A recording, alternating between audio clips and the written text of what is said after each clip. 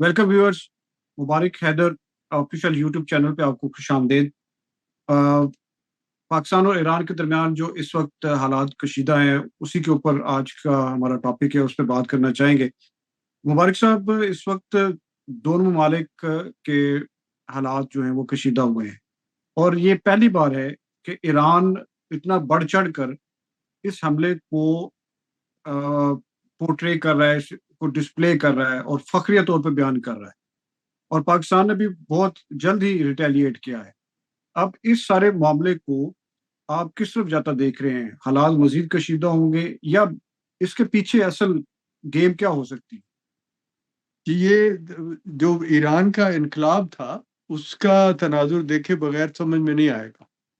Iran में जो Khomeini के इनकलाब था उसके मोटिव्स जो ऐसा ऐसा सामने आए, उसके सबसे बड़े मोटिव्स में से एक मोटिव ये था कि ये मुस्लिम ममालिक का सरबराह बनना चाहता था ईरान, और इनका ख्याल था कि हम इस सरबराही के ज़रिए फिर जो अजीम ईरानी ममलिकत सासान थी, यानी साइरस आज़म के की ग्लोरी का पीरियड, और मुस्लिम्स के हुजूर सल्लल्लाहु अलैहि वसल्लम के बाद हदीसों के ज़रिए एक एहतराम भी था नौशिरवान आदिल का, और इनका ख्याल था कि वो तहजीब हमें मदद देती है, इस्लाम के ज़रिए हम उस ग्लोरी को वापस लाएं। उसके लिए इन्होंने, आप देखते हैं कि बहुत बड़े पंगे लिए, जिसे पंगा कहते हैं बिला वजह, यानी इर्द गिर्द अरबों के साथ झगड़ा। पहले आपको याद होगा कि मस्जिद में यानी खाना काबा में खमीनी के दौर में, उसके उम्र जिंदगी में एक इन्होंने एफर्ट की थी, वो जो 1979 का जो वाकया है। जिसमें ये मकसद था कि जो खाना काबा पे हमारी दस्तरस ऑफिशियली बने, खैर उसको रिजिस्ट किया गया। और जाहिर है कि अमेरिका और वेस्ट का जितना ब्लॉक है, उनको इस इनकलाब से बहुत तकलीफ थी, क्योंकि इस इनकलाब ने को अच्छे डिप्लोमेटिक रिलेशनशिप्स नहीं बनाए थे ईरान यानी अमेरिका और यूरोप से।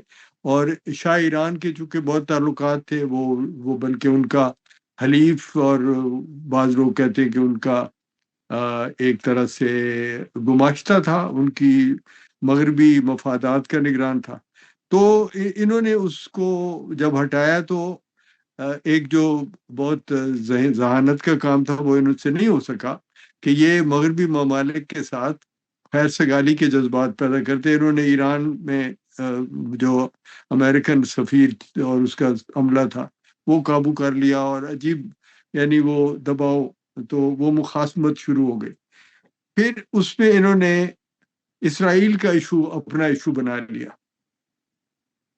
ये बैकग्राउंड है जिसमें कि अब आप इसको देखें कि ये बहुत बड़े तसादुम की हालत में है मगरबी ब्लॉक के साथ। इन्होंने उसको न्यूट्रलाइज करने के लिए चाइना से ताल्लुकात बनाए, और हत्ता कि अपना राहदारी देने का भी इरादा कर लिया कि ये कॉरिडोर बना ले। जो चाबहार के थ्रू जो है, जी जी जी। जो तो इंडिया से लेके चाइना को दिया गया। बिल्कुल, अब ये जो मफादात हैं इसमें ये अब कौन दुश्मन बन गए? इसराइल। इसराइल के साथ साथ जाहिर है कि मगरबी ब्लॉक पूरा, मगरबी ब्लॉक ने आहिस्ता आहिस्ता जो सऊदी अरब के साथ उनके गहरे ताल्लुकात थे माशी बुनियादों पे, उनको इस्तेमाल करते हुए उन्होंने कामयाब जो एक अकॉर्ड बनाया, जो अब्राहमिक अकॉर्ड ट्रंप के दौर में, जिसका ये नतीजा निकला कि अरब जो थे, बड़ी बड़ी अरब ममलिकतें दोनों, और बल्कि बाद और भी शामिल हो रहे थे, वो इसराइल के साथ सही हो गए। उन्होंने इसराइल के साथ अपने मामलात को मुखासमत नफरत की बजाय, और उसमें आप समझ लें कि मिस्र भी, जो कि अब जमाल अब्दुल नासिर के दौर में इंतहा मुखालफत की हालत में था, वो भी ठीक हो गए।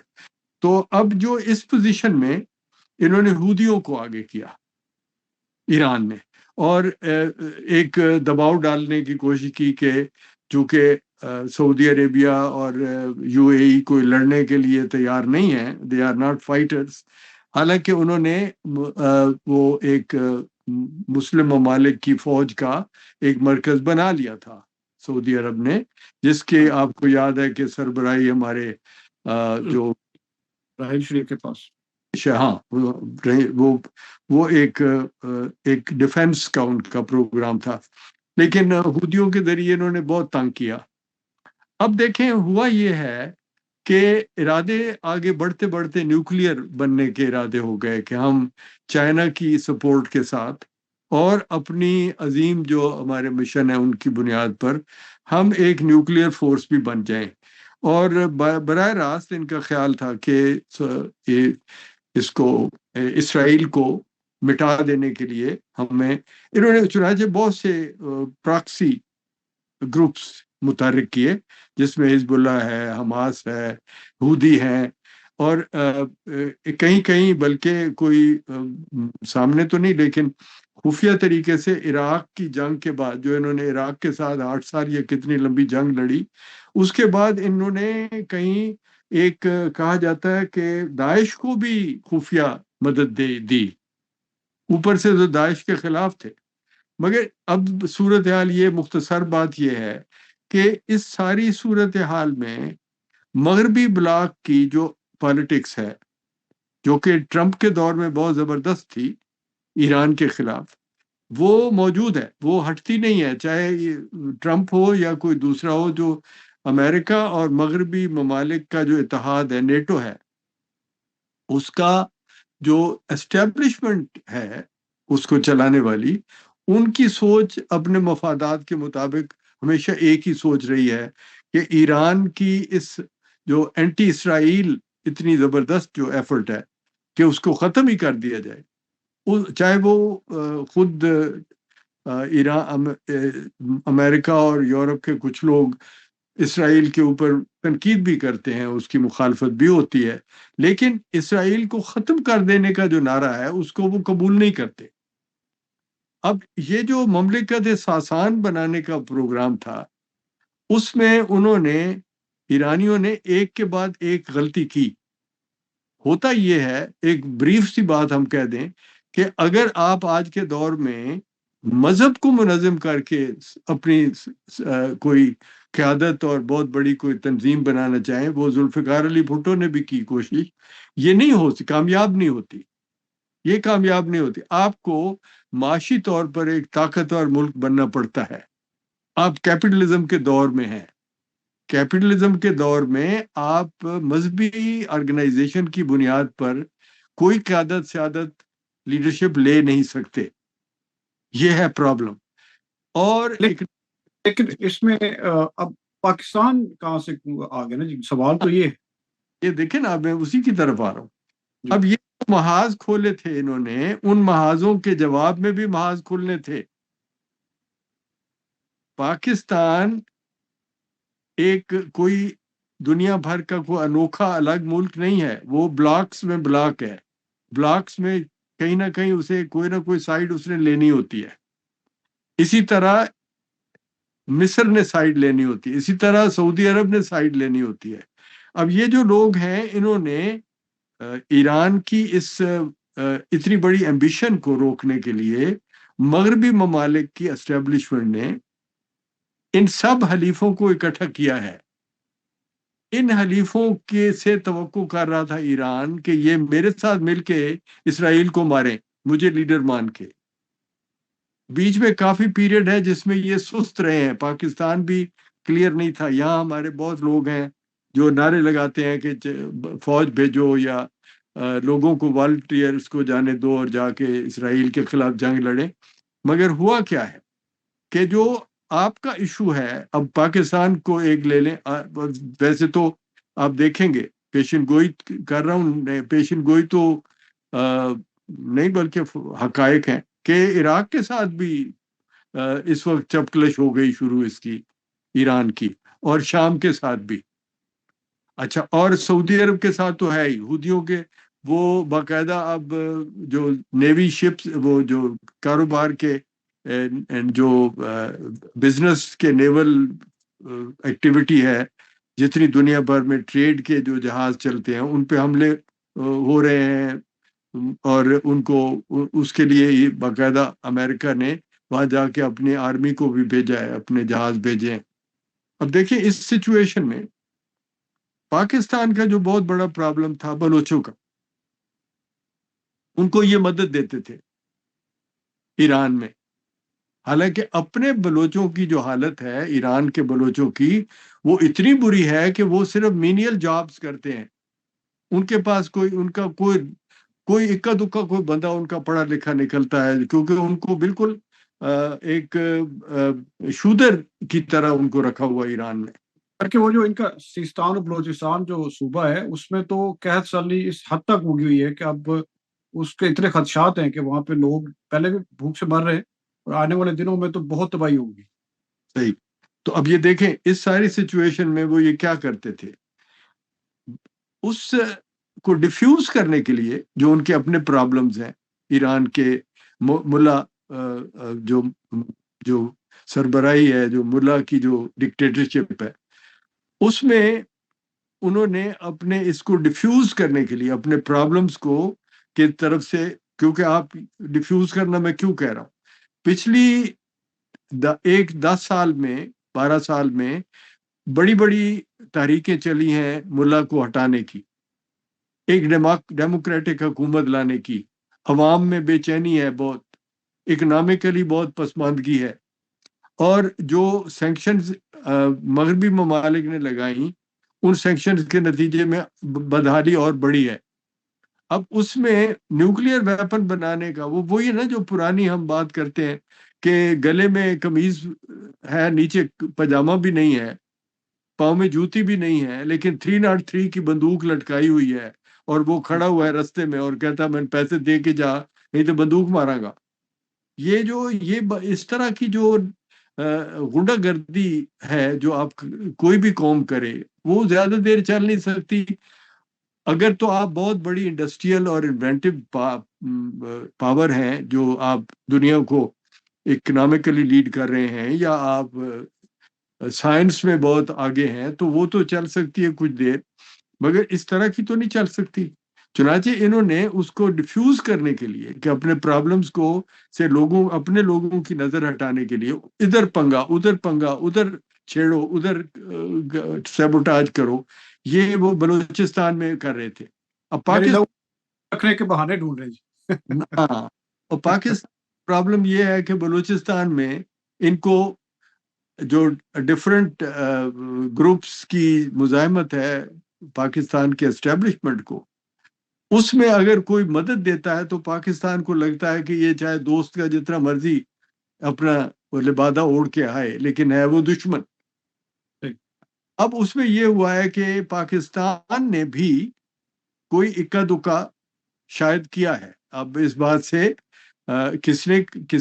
کسے راضی کرنے کے لیے کیا ہے وہ آپ سمجھ سکتے ہیں، کیونکہ جب مغربی بلاک کی اور ایران کی سر دھڑ کی بازی لگی ہوئی ہے، تو چاہے وہ اس کو انہوں نے پیسے بھی دیے بائیڈن ایڈمنسٹریشن نے، لیکن اسٹیبلشمنٹ جو ایران امریکہ کے ہمیشہ کے جو مفادات ہیں ان کی نگرانی کرتی ہے، اس کے مطابق یہ بات قابل برداشت نہیں کہ ایران کو معاف کر دیا جائے۔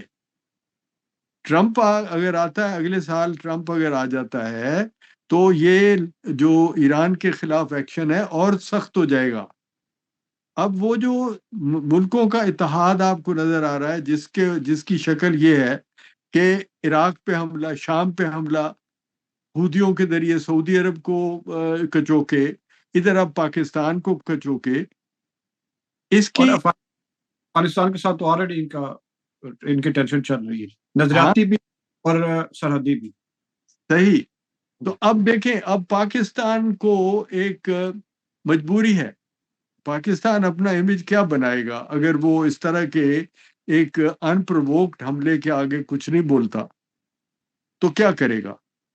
کیا اب پاکستان کی آرمی کو، اسٹیبلشمنٹ کو، جہاں پہ آلریڈی عمران خان کی طرف سے چیلنج ہے ان کو، یعنی طالبان کی طرف سے چیلنج ہے ان کو، وہ کیا کریں اگر وہ اس کے اوپر سو جاتے ہیں اور کہتے ہیں جی معاف کر دیں اور نہ کریں، نہ ماریں ہمیں پلیز، آپ یہ نہ کریں، تو آپ تو دوست ہیں، تو یہ کیا کر، تو اس طرح تو نہیں چلے گا۔ چنانچہ اب یہ جنگ ہے، یہ جنگ بڑھے گی، اب نہیں، فوراً اگر کل نہیں ہوتی تو کچھ دیر میں ہوگی۔ اور ایران کے برے دن آئے ہیں، ایران کے برے دن آ گئے ہیں۔ ایران میں ایک جو مجھے دکھائی دیتا ہے، انالیسس کر رہا ہوں، ایران میں یہ مملکت جو ملا گردی ہے یہ ختم ہونے کا آغاز ہو گیا ہے۔ دیر ول بی ایک ریولوشن، ایک اور انقلاب ہوگا جس میں یہ ڈی تھرون ہوں گے مولوی، جو یہ امام بیٹھے ہوئے ہیں۔ امام کس بات کے ہیں؟ امام تو وہ ہوتا ہے جو لیڈ کرے۔ کیا لیڈ کرتے ہیں؟ بس اس کو مار، اس کو مار، اس کو نیست و نابود کر دیں گے، فلاں کو مار دیں گے، اور کچھ ہے نہیں۔ آپ اپنے عوام کو کوئی نہ آزادی دیتے ہو، نہ پیسہ دیتے ہو، نہ رزق ایزی ہے، نہ آزادیاں ہیں، تو کیا ہوگا؟ اور اتنے ملکوں کی مخالفت ہے۔ اب پاکستان میں ایک بہت بڑا جو اس کا پازیٹو نتیجہ نکلے گا، وہ بھی دیکھیں۔ اس کو بھی میں سمجھتا ہوں کہ یہ کہنا بڑا ضروری ہے کہ پاکستان کی اب بیک ہو گئی انڈیا کی طرف، اور فرنٹ ہو گیا ایران کی طرف۔ اور ایران کون ہے؟ جس کا آلریڈی ایک لو ہیٹ ریلیشن شپ طالبان کے ساتھ ہے۔ جی ٹھیک ہے، لو ہیٹ دونوں، طالبان سے جھگڑے بھی ہیں، طالبان کو سرپرستی بھی کرتا ہے۔ جی چین کو بڑی تیزی سے پریشانی ہوئی ہے۔ یہ دراصل چین، اب آپ اس کو دیکھیں، پاکستان پہ حملہ کیوں کیا انہوں نے؟ جب اتنی سمپل سی بات ہے کہ اگر آپ اتنی الجھنوں میں ہو تو آپ ایک پنگا اور کیوں لوگے، اور ایک پرووکیشن کیوں کرو گے؟ وہ اب مجبوری ہے کہ China is the only ally. Iran کا الائی اور کون ہے؟ ہاں جی ہاں، نہیں تو چائنا کو راضی رکھنا ہے۔ چائنا خود بڑی الجھنوں میں پھنس گیا ہوا ہے اس وقت، اس کے کاروبار کمزور ہو رہے ہیں، پاکستان اس سے ہٹ گیا ہوا ہے، اور ایسے لپ سروس ہو رہی ہے، پاکستان دیتا کچھ بھی نہیں ان کو۔ اور بلوچستان کی جو سچویشن ہے اس میں وہ پاکستان اگر حمایت کرتا ہے تو وہ اپنے صوبے کی مخالفت لیتا ہے۔ اب یہ اس سچویشن میں چائنا نے پاکستان پہ دباؤ ڈالنے کے لیے، کہ موقع ہے اس وقت کہ آئسولیٹڈ ہے پاکستان کی گورنمنٹ، دنیا بھر کے پرابلمز اس کو گھیرے ہوئے ہیں، تو اس کو چوٹ لگاؤ، یہ ہمارے پیروں میں آ گرے۔ یہ میری بات آپ کو یہ ہے کہ یہ ہو سکتا ہے، یہ بھی پلاننگ اس لیے ہو جہاں پہ دوسرے محاذ بھی ہیں یا دوسرے جو آپ نے پہلو اجاگر کی، اس میں یہ بھی ہے کہ چائنا کو ایکٹیو کرنا ہے پاکستان کے اندر۔ ہاں، تو چائنا ایکٹیو کیسے ہوگا؟ میں وہی کہہ رہا ہوں، چائنا کا پرابلم یہ ہے کہ وہ پاکستان کو پریشرائز کر کے اپنا رول بنانا چاہتا ہے کہ میرے پاس آؤ، میرے ساتھ جو معاہدے ہیں ان کو آگے بڑھاؤ، اور مجھ سے مدد لے کے اپنی سچویشن کو سنبھالو، جو کہ نہیں۔ پاکستان نے چاہے آپ کتنا اس بات کو گرج کریں ساری، لیکن فیکٹ یہ ہے کہ پاکستان ویسٹرن بلاک کی طرف جا رہا ہے، کیونکہ پاکستان کو اربوں سے بھی پیسے لینے ہیں، کام لینا ہے، ان سے کاروبار کرنا ہے۔ پاکستان نے اس جو پلان کا بھی حصہ بننا ہے، جو اربوں کا، انڈیا کا اور سب لوگوں کا مل کے بن رہا ہے، جس میں اسرائیل کے ساتھ صلح ہے، امریکہ کے ساتھ صلح ہے۔ وہ کرنا پڑے گا۔ آپ کہاں جاؤ گے؟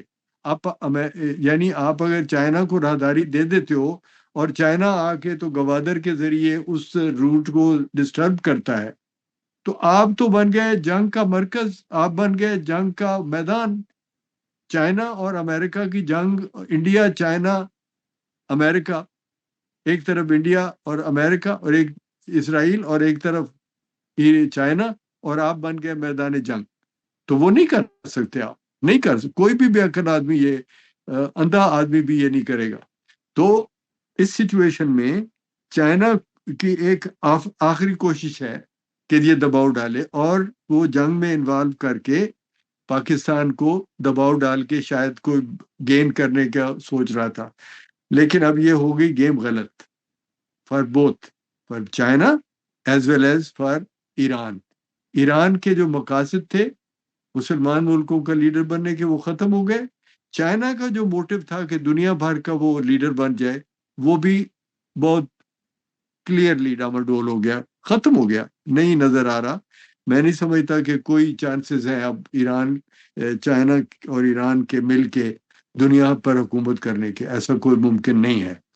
और इसलिए मैं ये समझता हूँ कि ईरान में एक रोशन मुस्तकबिल नजर आता है कि जो अवाम की जो ख्वाहिश है कि यहाँ जमहूरियत हो, हर मुल्क में लोगों की ख्वाहिश है कि अवाम की, लोगों की कोई आवाज़ सुनने वाला हो। जबकि सबसे बुरा निज़ाम इस वक्त ये मजहबी ऑर्गेनाइजेशन की बुनियाद पर लोगों के ऊपर हुक्म नाजिल करना, ये सबसे बड़ा मुश्किल काम है जो कि ईरान ने अपने जिम्मे लिया हुआ है, जो कि नहीं चल सकता, बहुत देर चला लिया उन्होंने।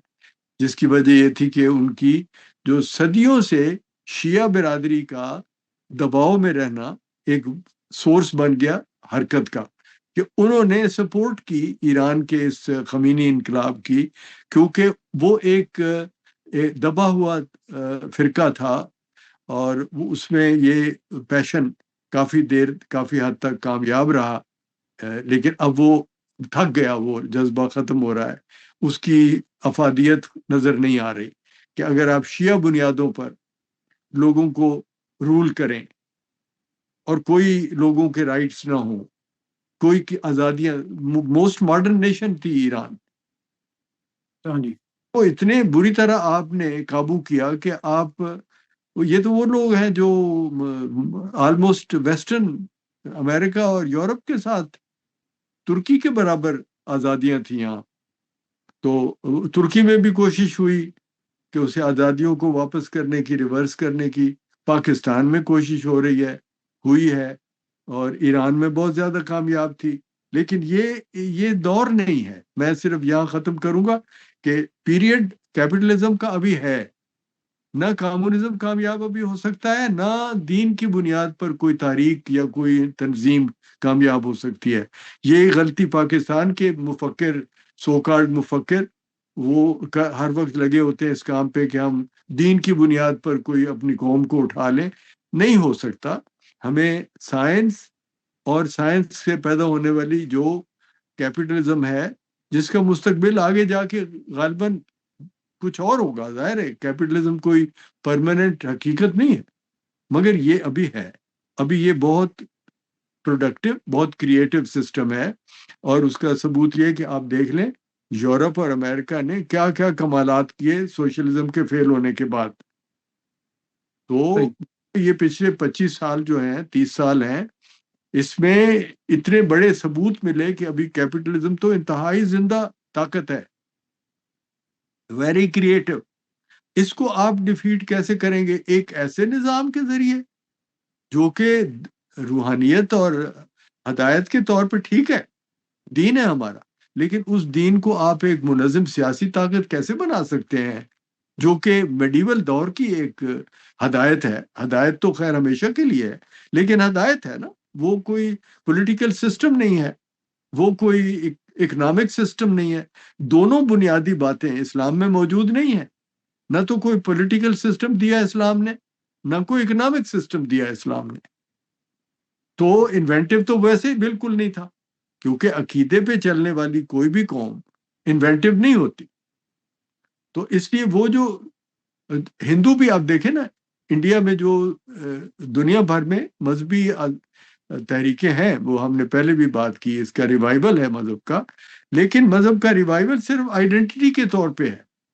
इस्लाम में प्रॉब्लम ये है, जो ईरान ने बहुत ज्यादा जिस पे जोर दिया, कि हम इसको ऑर्गेनाइज्ड मजहब बना के दुनिया पे हुकूमत कर ले, आइडेंटिटी के तौर पे या अपने अल्लाह के साथ ताल्लुक की बुनियाद पर ठीक है, लेकिन इसको आप सिस्टम ऑफ कैपिटलिज्म के मुकाबले में खड़ा नहीं कर सकते। तो ये है जो मेरी नज़र में कि इस वक्त ईरान ही का जो मोटिव्स थे वो फेल हो चुके हैं, और ये अब ऐसी हरकतें कर रहा है जिससे इसका अंदरूनी इनकलाब बहुत ज़्यादा प्रोमिनेंटली नज़र आना शुरू हो गया है। सही। बिल्कुल ठीक है जी। व्यूअर्स, जो करंट अफेयर्स हैं, जो पॉलिटिकल सिचुएशन है हमारे रीजन की, उसके हवाले से हमारी और भी वीडियोस मौजूद हैं। लिंक आपके सामने वीडियोस का सामने आपको दिखाई भी दे रहा होगा।